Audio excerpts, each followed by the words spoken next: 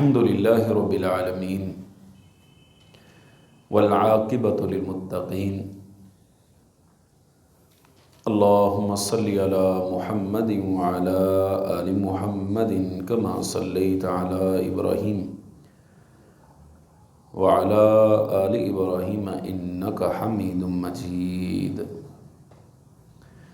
اللهم بارك على محمد وعلى آل محمد كما باركت على إبراهيم وعلى آل إبراهيم إنك حميد مجيد رب اشرح لي صدري ويسر لي أمري واحلل عقدة من لساني يفقهوا قولي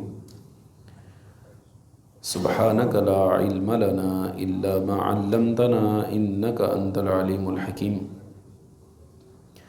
اللهم انفعنا بما علمتنا وعلمنا ما ينفعنا وزدنا علما۔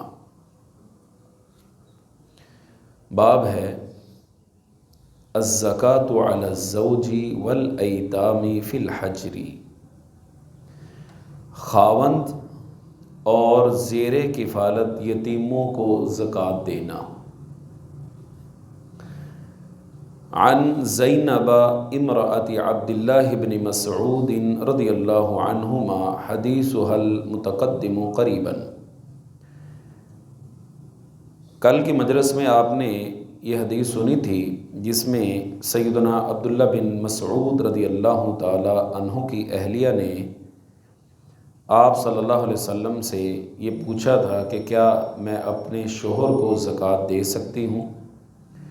کہتے ہیں یہ قریب ہی گزر چکی ہے، اور اس روایت میں یہ بھی انہوں نے فرمایا تھا کہ انطلقت الی النبی صلی اللہ علیہ وسلم، کہ میں نبی کریم صلی اللہ علیہ وسلم کے پاس گئی، فوجدت امرأۃ من الانصار علی الباب حاجتها مثل حاجتی، تو میں نے دروازے پر ایک انصاری خاتون کو پایا جو میری طرح کی ہی ضرورت لے کر آئی تھی۔ فمر علینا بلال، حضرت بلال رضی اللہ عنہ ہمارے پاس سے گزرے، فقلنا، تو ہم نے کہا، صلی النبی صلی اللہ علیہ وسلم، آپ نبی علیہ الصلوۃ والسلام سے سوال کیجئے، ایجزئ عنی ان انفق علی زوجی و ایتام لی فی حجری، کہ میرے لیے یہ کافی ہے کہ میں اپنا مال اپنے شوہر اور زیر کفالت یتیموں پر خرچ کر دوں؟ فسألہ فقال نعم، حضرت بلال رضی اللہ تعالی عنہ نے نبی علیہ الصلوۃ والسلام سے سوال کیا تو آپ نے فرمایا کیوں نہیں، اپنے شوہر پر خرچ کر سکتی ہے، زیر کفالت یتیموں پر بھی خرچ کر سکتی ہے، لہا اجرانی، بلکہ اس کو ڈبل اجر ملے گا، اجر القرابتی و اجر الصدقاتی، ایک قرابت داری کا لحاظ رکھنے کی وجہ سے اجر ملے گا، اور دوسرا اللہ کی راہ میں خرچ کرنے کا اجر ملے گا۔ خلاصۃ الکلام یہ ہے، اگلی حدیث بھی اسی سلسلے میں آ رہی ہے، جیسا کہ میں پہلی بھی مجلسوں میں ذکر کر چکا کہ خرچ کرتے وقت سب سے پہلے اپنے قریبی رشتہ داروں کو دیکھنا چاہیے کہ ان میں سے کون صدقے کا یا زکوٰۃ کا حق رکھتا ہے، پہلے ان پہ خرچ کیا جائے۔ دوسرا یہاں پہ یہ بات بڑی عجیب ہے کہ دیکھیے یتیموں پر خرچ کرنے کی کتنی فکر ہے، یتیموں پر خرچ کرنے کی کتنی فکر ہے، جبکہ ہم جس معاشرے سے گزر رہے ہیں، جن حالات میں ہم رہ رہے ہیں، جن حالات سے ہمارا گزر ہو رہا ہے، ان میں یتیموں کے اوپر رحم کھانا یا ان کی کفالت کرنا تو بہت دور کی بات ہے، ہمارے اپنے جو فیملی ممبر ہیں، جو رشتہ دار ہیں، بھائی بہن ہیں، وہ ایک دوسرے کا حق دینے کے لیے تیار نہیں۔ بھائی عام طور پر یہ نظر آتا ہے آپ کو کہ وہ بہن کو وراثت ہی نہیں دیتا، اور جب ان سے پوچھا جائے کہ بھئی آپ کیا کر رہے ہیں، ان کو وراثت کیوں نہیں دیتے، تو کہتے ہیں ہم نے ان کی شادی نہیں کی، ہم نے ان کو جہیز نہیں بنا کے دیا، ان کی شادیوں کا انتظام نہیں کیا، لہذا ان کی کون سی وراثت بنتی۔ تو سوال یہ ہے کہ کیا وہ بھائی ان کی شادیاں نہیں ہونی، یا ان کی شادیاں نہیں ہوئیں، ان کی شادیاں فری ہو گئی، اس پہ کوئی خرچ نہیں آیا؟ ہمارے ہاں معاشرے کی ایک روایت ہے کہ جب لڑکے کی شادی کا سامان بنانا شروع کیا جاتا ہے، ہمارے پنجابی میں اسے وری کہتے ہیں، اردو میں پتہ نہیں کیا کہتے ہیں، وری بناتے ہیں، اس میں وہ دلہن کے کپڑے ہوتے ہیں اور اس کے لیے جتنی بھی لوازمات ہوتے ہیں وہ سارے اس میں موجود ہوتے ہیں، اس کے لیے جوتی، اس کے لیے ہینڈ بیگ اور پتہ نہیں کیا کیا بنایا جاتا ہے، پھر اس کے ساتھ ساتھ اس کا زیور بھی بنایا جاتا ہے۔ تو کیا زیور مفت میں آ جاتا ہے؟ تقریباً 2 لاکھ کے قریب تولہ سونا ہے اس وقت، اور آپ کم سے کم 2 تولے بھی ڈالیں تو گویا آپ نے 4 لاکھ روپے کا تولہ اس کو سونا ڈال دیا۔ تو کیا آپ نے اپنی بہن کو 1 کروڑ کا جہیز بنا کے دیا ہے؟ دوسری بات یہ ہے کہ آپ کو کس نے کہا کہ اس کو جہیز دیں؟ نہ اتنا مہنگا دیں، گزارے موافق جو اس کی چیزیں وہ اس کو دے دیں۔ جی بہنوں کو جہیز دی ہے۔ آپ کو ایک واقعہ میں سناؤں، آپ سن کے حیران ہوں گے۔ ایک آدمی نے مجھے خبر دی، والدین فوت ہو گئے، بہن نے آگے بھائیوں سے مطالبہ کیا کہ مجھے وراثت دی جائے۔ مطالبہ اس کا بالکل ٹھیک، اگر لڑکے کے ماں باپ ہیں تو لڑکی کے بھی تو ماں باپ ہیں نا۔ اللہ تعالیٰ نے قرآن میں ان کا حصہ بیان کیا ہے، قرآن میں یا حدیث میں کہیں بھی نہیں لکھا کہ آپ نے ان کو جہیز دے دیا تو وہ حصے سے فارغ ہو گئی۔ وہ کہنے لگے تیرے پاس 2 آپشن ہیں، یا وراثت لے لو یا ہم سے رابطہ رکھ لو، یا ہم سے رابطہ رکھ لو یا پھر وراثت لے لو۔ بہن نے سوچا اگر یہ ناراض ہوں گے تو کچھ لمحوں کے لیے ہوں گے، 6 مہینے کے لیے، سال کے لیے، بعد میں ٹھیک ہو جائیں گے۔ اس نے کہا مجھے وراثت دے دے۔ انہوں نے وراثت دے دی۔ آپ کا کیا خیال ہے کب تک نہیں بلایا ہوگا؟ 30 سال زندگی کے گزر گئے، بہن مر گئی، انہوں نے جنازے میں آنا بھی اپنے لیے گوارا نہیں سمجھا کہ ہمارا اس کے ساتھ جینا مرنا ختم ہے۔ اس نے ہم سے وراثت مانگی تو مانگی ہی کیوں؟ یعنی وہ مطالبہ کر رہی ہے جو اللہ تعالیٰ نے کہا ہے، اللہ کے حکم کے مطابق وہ اپنے بھائیوں سے ڈیمانڈ کر رہی ہے کہ مجھے میری وراثت دی جائے۔ میرے بھی والدین تھے، تو وہ کیا کیا ہے، اس سے لا تعلقی کر دی، حتیٰ کہ جینا مرنا بھی ختم کر دیا۔ انا للہ و انا الیہ راجعون۔ یہ ہمارے معاشرے کا ہر روز المیہ بن رہا ہے۔ کہتے ہیں بہن نے وراثت چھوڑ دی بھائی کے لیے، اور بھائی نے بہن چھوڑ دی وراثت کے لیے۔ المیہ۔ ماں باپ بچے جب لیدہ ہو جاتے ہیں تو کسی ایک بیٹے کے پاس رہتے ہیں، اور وہ بیٹا اس نظریے کے ساتھ ماں باپ کی خدمت کر رہا ہوتا ہے کہ کیونکہ میں ان کو سنبھال رہا ہوں لہذا وراثت پر میرا حق زیادہ ہے۔ اور ماں باپ، کیونکہ ہمارے معاشرے کی اکثریت جو عوام ہے وہ دین کے مسائل میں بالکل بدھو ہے، ان کو پتہ ہی نہیں ہے۔ وہ بھی کیا کرتے ہیں جی انہیں پتر نے سانو سنبھالیا لہذا اسی ساری جائیداد دے نام کر، اور وہ بھی بڑا چوڑا ہوتا ہے کہ ہاں ہاں واقعی میرا حق بنتا ہے۔ بیٹا سونے کا بن کے آ جائے نا، سونے کا بن کے آ جائے ماں باپ کے لیے، تب بھی اس کا حصہ وہی رہنا ہے جو شریعت نے مقرر کی ہے۔ اس سے 1 ٹکا بھی اس کو زیادہ نہیں مل سکتا، 1 ٹکا بھی۔ بعض لوگ کہتے ہیں اس نے ہمیں سنبھالا ہے لہذا ہم اس کو اتنا مال زیادہ دے رہے۔ بھائی کیوں؟ اس نے جو خدمت کی ہے وہ اللہ کو راضی کرنے کے لیے کی ہے، وراثت کے لیے اس کو یہ خدمت کرنے کی کوئی ضرورت نہیں، نہ کرے وہ، اور اگر کرے تو صرف اس بات کی امید رکھے کہ اللہ مجھے اس خدمت کے بدلے میں اجر دے گا، اور اس اجر کی صورت یہ ہوگی کہ اللہ تعالیٰ اس کی اولاد کو اس کا فرما بردار بنا دے گی۔ آپ کو پتہ ہے انسان کو زندگی میں جن غموں سے، جن روگوں سے گزرنا پڑتا ہے، جو روگ اس کو لگتے ہیں، ماں باپ کا روگ فوت ہو جائیں، بہن بھائیوں کا روگ ہے، وہ کسی وجہ سے رشتہ چھوٹ جائے یا وہ فوت ہو جائیں، حتیٰ کہ بیوی فوت ہو جائے یا خدا نہ خواستہ رشتہ ٹوٹ جائے، یہ روگ ہیں جو انسان کی زندگی کے ساتھ جڑے ہوئے ہیں، جو انسان کو لاحق ہوتے ہیں۔ یہ وہ سارے روگ برداشت کر سکتا ہے، لیکن اولاد کا روگ ایسا ہے جو انسان برداشت نہیں کر سکتا۔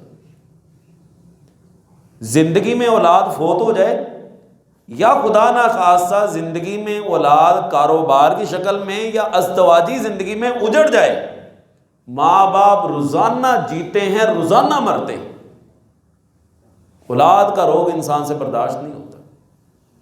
اس لیے یہ جو ہمارے ہاں معاشرے کی کیفیت ہے نا، اس میں اپنی اولاد کی یہ تربیت کرنے کی ضرورت ہے کہ پتر جے تم انہوں سنبھالنے آنا تو اس کی یہ امید نہ رکھنا کہ ساری جائیداد ہی تیرے نام لگ جائے گی۔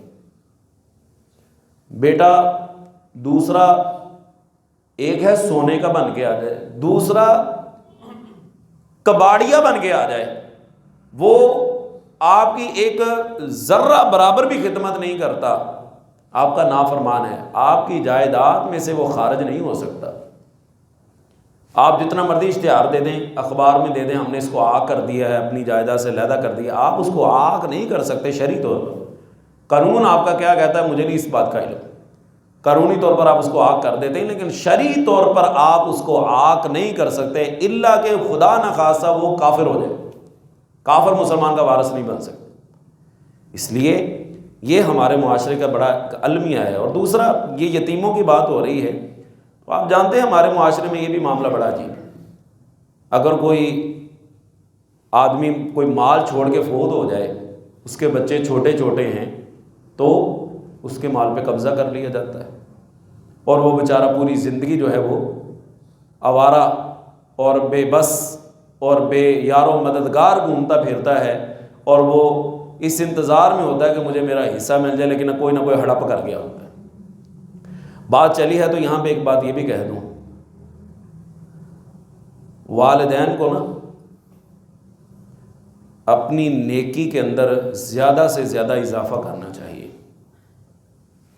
ماں باپ کو اللہ کا بڑا ہی قریبی بن کے رہنا چاہیے، اس لیے کہ اگر آپ کے اندر کمال درجے کی صالحیت ہوئی، آپ اللہ کے فرما بردار ہوئے، تو یقین جانیے اگر آپ کے بچے چھوٹے چھوٹے ہیں اور آپ فوت ہو گئے ہیں نا، آپ کے مرنے کے بعد اللہ تعالیٰ آپ کی اولاد کی بھی حفاظت کرے گا اور آپ کے مال کی بھی حفاظت کرے گا۔ یہ میں نہیں کہہ رہا، قرآن پاک میں لکھا ہے۔ وہ حضرت موسیٰ علیہ السلام اور حضرت خضر یا خضر علیہ السلام کا واقعہ ہے نا، کہ جب وہ ایک بستی میں پہنچے اور وہاں پہ دیوار گرنے والی تھی، وہ اما الجدار فاراد ان ينقضه فاقامه، کہ وہ دیوار گرنے والی تھی، انہوں نے اس کو سیدھا کر دیا۔ تو حضرت موسیٰ علیہ السلام نے جب کہا کہ قوم والوں نے ہمیں تو کوئی مہمان نوازی نہیں کی، تو آپ ان سے دیوار سیدھی کرنے کی اجرت کیوں نہیں لیتے؟ تو انہوں نے کہا سأنبئک بتأویل ما لم تستطع علیہ صبرا، میں اس باتوں کی حقیقت آپ کے سامنے واضح کروں گا کہ جس وجہ سے میں نے یہ کام کیے۔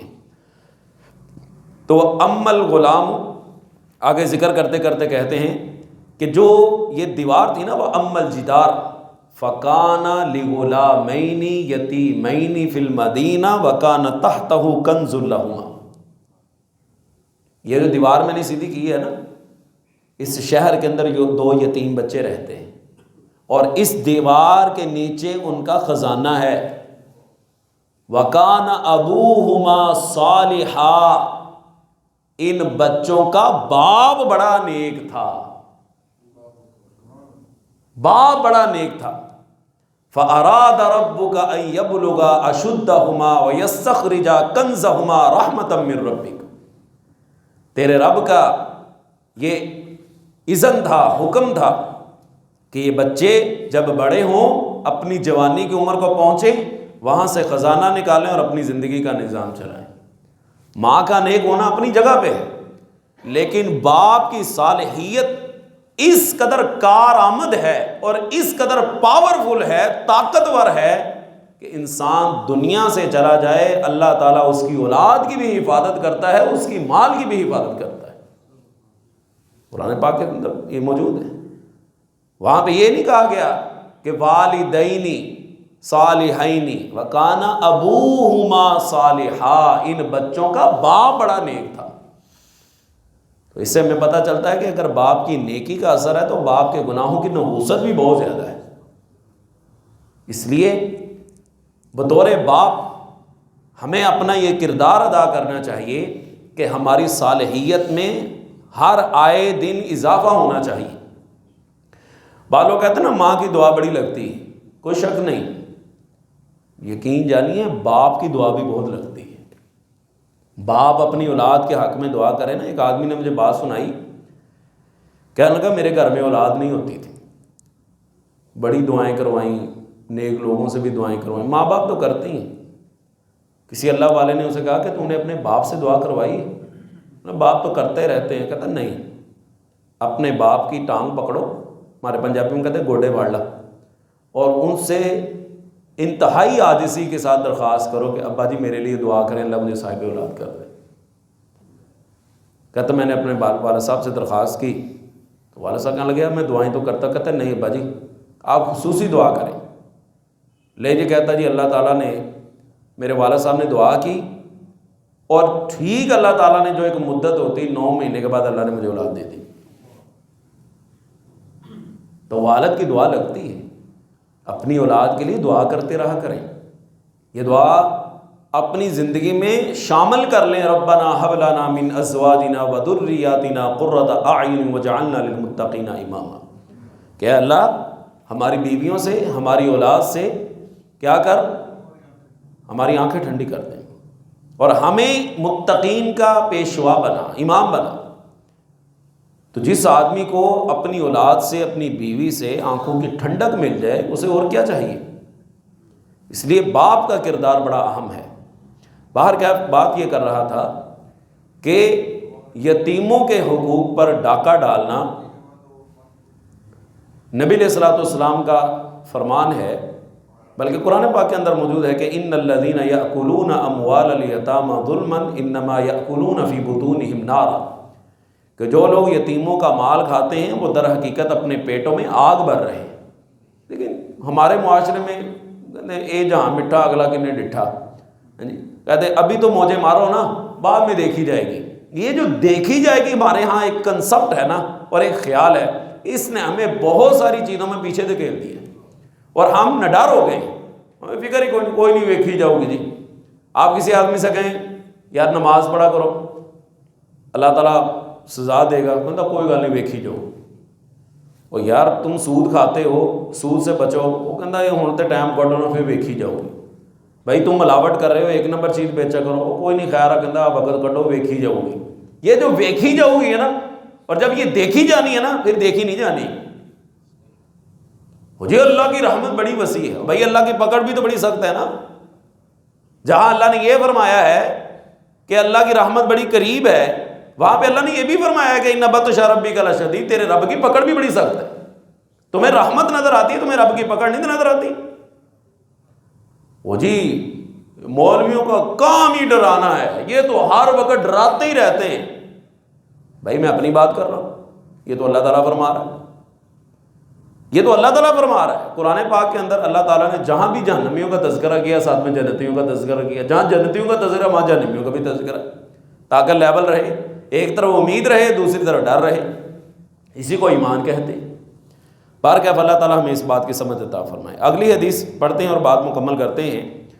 وہ اسی سلسلے کی ہے. حضرت ام سلمہ رضی اللہ تعالیٰ عنہا یہ راویہ ہیں اس حدیث کی، کہتی ہیں میں نے اللہ کے رسول صلی اللہ علیہ وسلم سے کہا علی اجر ان انفق علی بنی ابی سلمہ، کہ اگر ابو سلمہ رضی اللہ کے عنہ کے بچوں پر میں خرچ کروں، انما ہم بنی، جبکہ وہ میرے ہی بیٹے ہیں، تو کیا مجھے اس کا اجر ملے گا؟